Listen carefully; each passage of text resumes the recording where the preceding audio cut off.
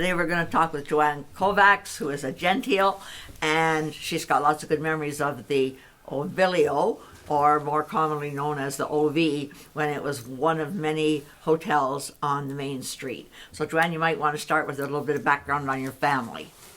Okay, my Nana and Papa came from a little village in Italy called Panettiere, and it's in the province of Cosenza in the region of Calabria in southern Italy. They came I have the date that they were married. They came over. They were married in Port Arthur, and I don't have the date with me.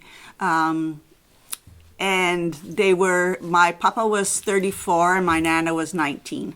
So they arrived in Port Arthur, and then they came to Nipigon.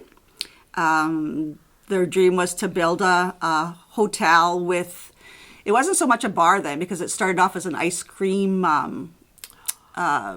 building in the front. They sold ice cream, and they added the bar. They always had rooms upstairs. I think there was 15 rooms.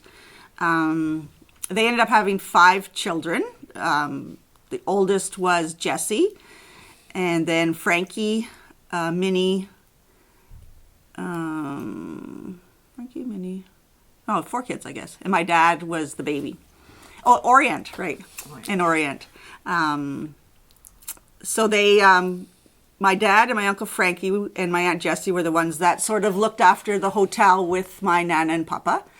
They passed, I have dates in that they passed away though. Doesn't matter. It doesn't matter, okay. Nope. And then they took over. Like I say, first it was an ice cream parlor. They changed it to a bar. I'm not sure what the year was, but there was a men's and a ladies section. I think first it just started as a men's, and only men were allowed in the bar, and they had to go in an entrance, and then the ladies had their separate entrance later.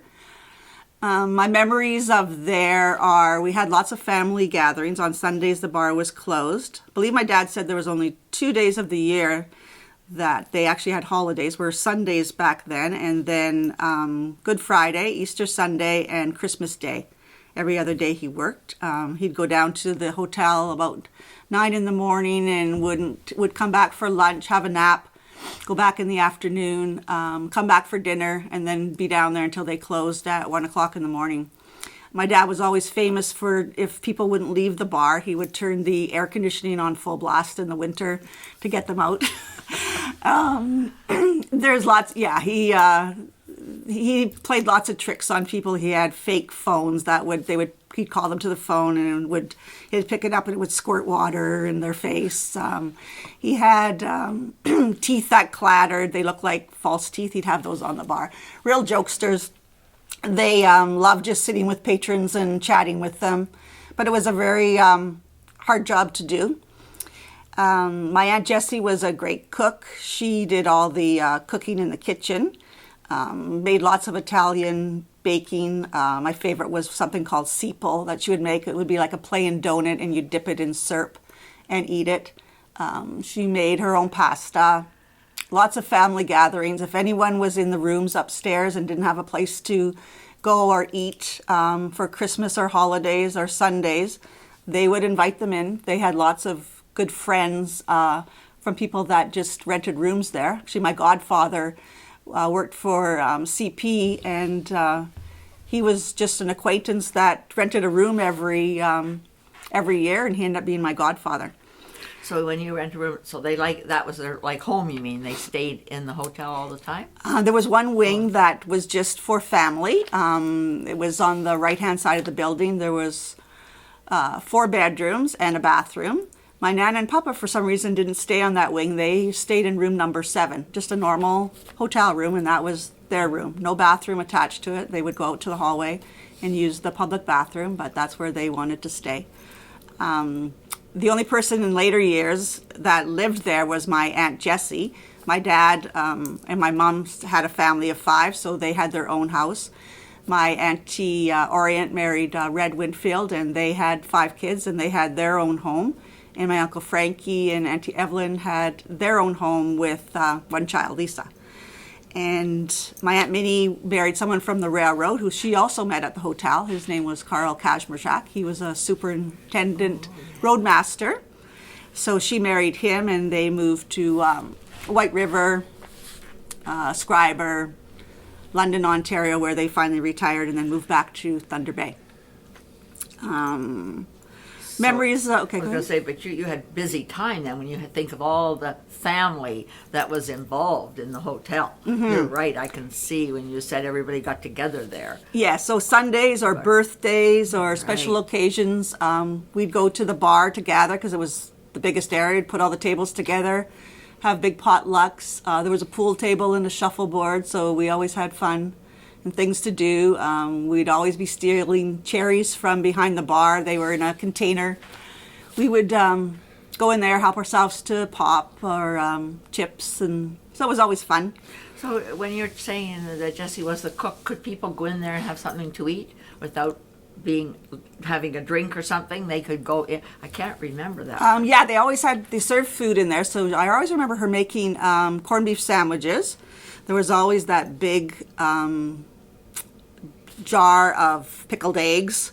Yeah, they could order, I think mostly just sandwiches and that. She would basically just cook for the family and us, or if someone was renting a room and wanted to have their meals there, they could eat. But the bar always had food to sell as well, but minimal stuff. Like you couldn't order off a menu. Right. Oh, okay. I couldn't remember that. Another memory I have is my dad having the change belt. It was a little silver change holder, and he could click out quarters, dimes, nickels. There wasn't loonies then, but we were just happy to get a quarter or a dime out of there. That was always fun. Did they sell the ice cream? I just remember pictures of the ice cream parlor. Yeah, it was. That's what they basically started with. So, I'd go back again though. When you said they came here, did your dad build that Yes, building? they built it.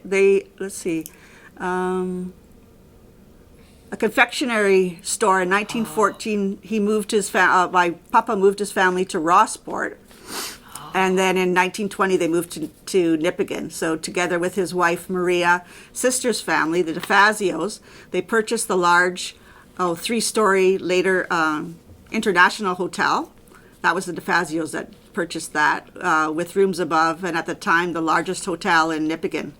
That one burnt down in 1924, started in the Hudson Bay Company and burned all the businesses, including the hotel right up the block. So they built their hotel. Their hotel didn't burn in the fire, but the International did. Right. So then they rebuilt. My aunt and my two aunts, Mary and Jessie, recall the fire. Jessie said they had a difficult time getting most of the movable items out onto the CPR lawn, but the spectators stole them as fast as they were brought out, so I guess they didn't get to save too much stuff. There was no fire protection, and the family had to watch the hotel burn down. The fire occurred in June, just before examination time in the schools, so I guess the kids were around and helped put out the fire. The families decided to sever their partnership and each rebuilt its own. So they did both burn down in the fire. So in 1924 they rebuilt, and then they built the International and the Ovilio by itself. So yes, in the older days the Ovilio first had a ice cream counter and I guess a bit of a confectionery in the front of the building. What else? So that would have been there plus the rooms upstairs, likely. Yes, I think there was 15 rooms upstairs that they rented out. There was a long staircase. I remember having to take the key sometimes if my Aunt Jessie didn't feel like walking the stairs and go up and show the people the room. And they were just a basic bedroom with a dresser. The bathrooms were in the hallway. And they were rented quite often. Yeah, by travelers, by people who worked here. Yeah, it was salesmen, CP. Oh. What else did they? Yeah, I forget salesmen who would have come by all the time. Yeah. Said all 5 Gentiles recall the opening of the beverage rooms in 1934 with the closing of the parlor, and how beer being rationed during the war would have patrons lining up for a block to get their share.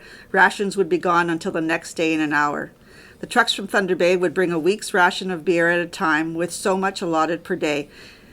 In those early days, draft was Oh my goodness. 10 cents a glass and 21 cents a bottle. They recalled having women to do the bedding daily with tub and scrub board. Help was plentiful and inexpensive at $15 a month. A maid cost 50 to 75 cents a day. Girls were hired to clean lamps daily for the entire hotel. They agreed their father, my papa his name was Dominic. He died in 1947, would be shocked if he could hear the ruckus in a bar these days. In his day, a patron could not sit up and sing or he would be cut off the evening. There was no music.